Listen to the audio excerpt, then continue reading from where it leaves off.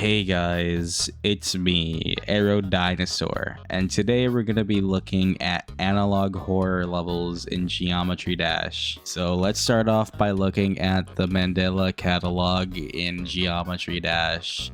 Are they serious? Really? Really? There's no... What? Nah, that can't be right. Hold on. Are you serious? Am I spelling catalog right? Oh...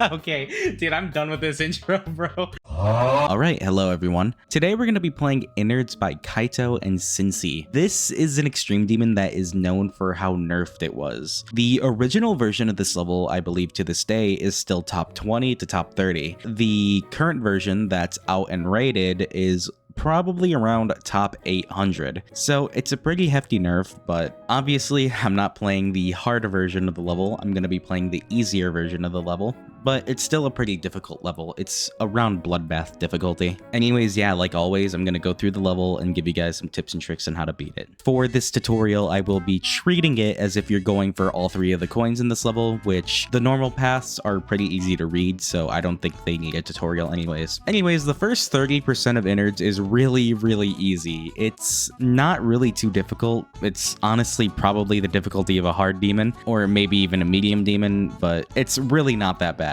It really only gets hard around 30%. So to get the first coin, you want to collect this key at the bottom. You just want to skip the blue orbs and then you hit the next two blue orbs. And then right here, you'll see that I have the coin collected, but the coin does show up right here on this platform. This single spike jumps pretty hard because it moves with you, so you want to time it a bit late, but you want to hold, and then when your cube is on the right side of this platform, you want to hold until you see that your cube does 5 individual jumps.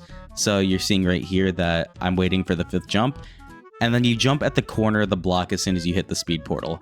The reason you want to jump is because the platform follows you in a weird way where if you don't jump, you'll fall off the platform early like this, and you won't even make it to the speed portal. So yeah, you just want to jump and then make sure you jump 5 times as soon as you hit the right side of the platform. But yeah, after the first coin, these parts aren't that hard. And to open the path for the next coin, you want to collect a few hidden skulls that are in this ball part. The first one is on the top there where you just land your head on this platform and then fall. And then right here, you just want to do it again where you just reverse gravity with between these two blocks, fall down here, and then just do a semi-late timing to get up there. That's all the skulls you need to worry about collecting. For this upcoming UFO part, you want to enter the portal somewhat in the bottom middle, like right here, so that you can actually adjust yourself for these UFO timings, because these UFO timings are the most difficult section of the pre-drop, and it's still not too bad, but if you don't know what you're doing, it's really annoying. Right here, just buffer before you hit the teleport portal so you can like go up here as the wave.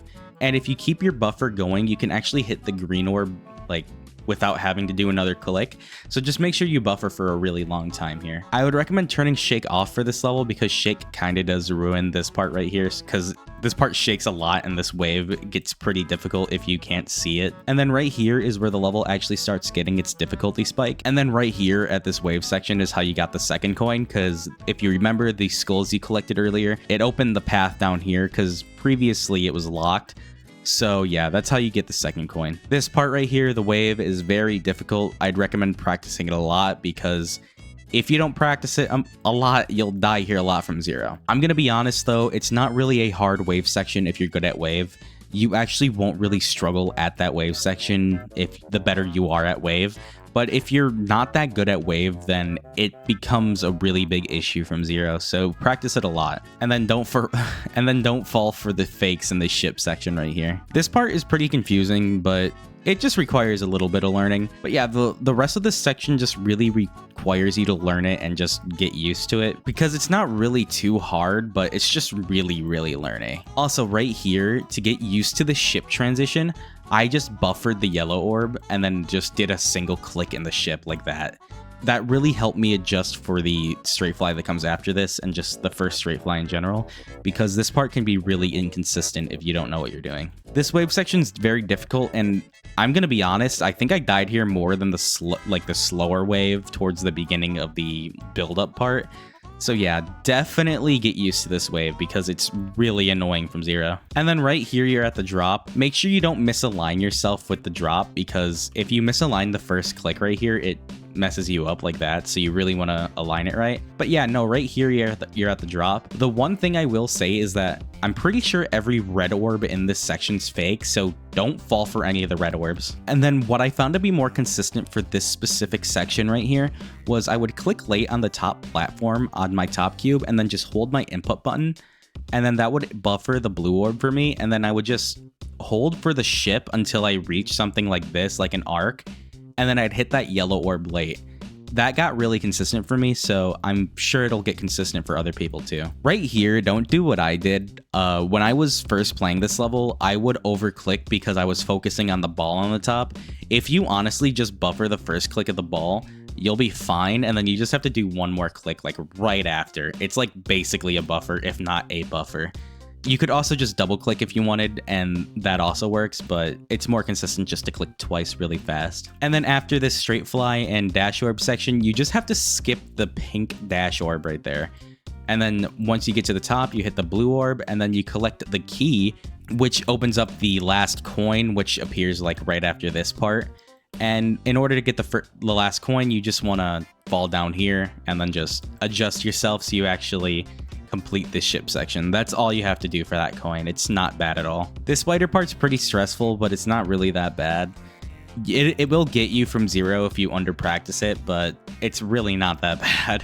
And then one last straight fly, and once you pass this red orb, you just buffer this black orb. Anyways, yeah, that was Innards. And as always, I'll leave my opinion on the level for the end of the video. But for now, I'm just going to tell you if I recommend this level, and I think I do recommend this level. It actually gives you quite a few skills to work with. For instance, it gives you vital timing skills. It gives you practice with duels, which is really good. It also gives you good wave practice. So this level's pretty good for a well-rounded skill set, so I definitely do recommend it to those people. It also builds up nerves really well, so it's good for nerve control. But yeah, overall, I would just recommend this level for you if you're trying to get better at stuff like nerve control, at wave, or at duels. This is a pretty good level to practice those things. Anyways, yeah, that's all I have to say about Innards for now. Again, I tweaked the fuck out. No, fuck you! No! No! No way you unironically died to that. Fuck! There's no way. I got 96. 97. Oh my god. 97 this time, guys. Let's Jesus go. Christ. Hold on. No! Stop! No way, bro. Stop.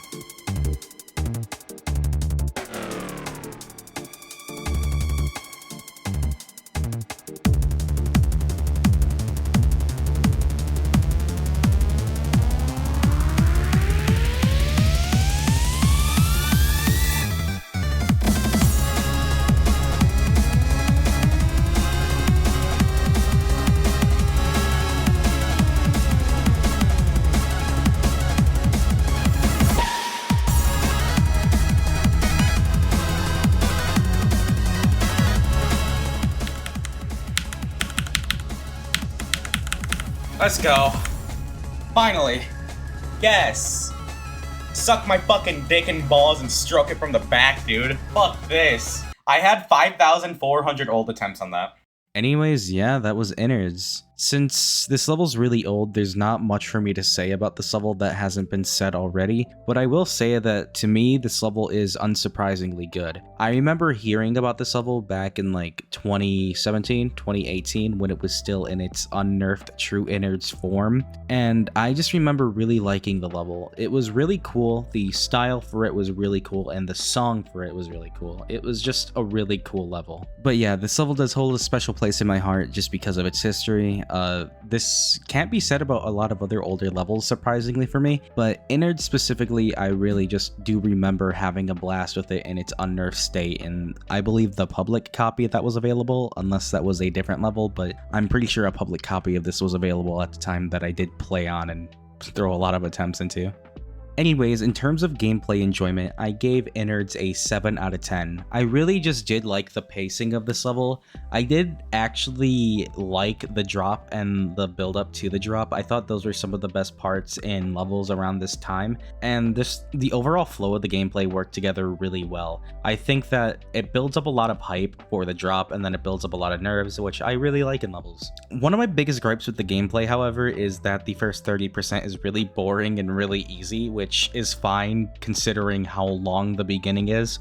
I could imagine that if that beginning was harder, it'd be much worse to play, but still, that doesn't excuse it from being really boring from zero, especially when you just died to the beginning to like the UFO or whatever. Anyways, that being said, I really did like the drop of the level. I really like duel gameplay, and the duels in this level are very short. They come in short bursts like retention, and they're not too learny at all. If at most, they're not more than 10 clicks or even 5 clicks at a time, so they're not really that bad. And the build up to the drop from like 30 to like 50 is really cool. I really like a lot of the gameplay gimmicks that are in there and just a lot of the flow that happens there. It's really, really cool, and I don't think many levels have been able to replicate a build up like that in quite a while. As for the decoration in Innards, I also gave it a 7 out of 10. The decoration is pretty outdated in some parts, and that's pretty visible, but I really just do enjoy the progression of style in this level.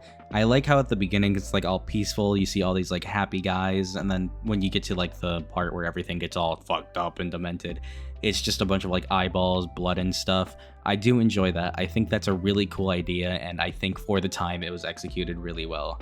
The level still looks pretty good to this day, but it's clear that in a lot of sections that the decoration's pretty outdated. Anyways, yeah, that's all I have to say for Innards for now. If you're not already and you enjoyed the video, please make sure to subscribe. It really does help my channel out, and if you're a long-term subscriber and would like to support me, you can go ahead and join my membership. I'm going to be revamping my membership soon, so you get a lot more perks from it, and it's only 99 cents per month, so yeah, it really just helps me out, and you get a lot more bonus stuff from me. Anyways, yeah, that's all I have to say for now. Thank you for watching. Have a good day.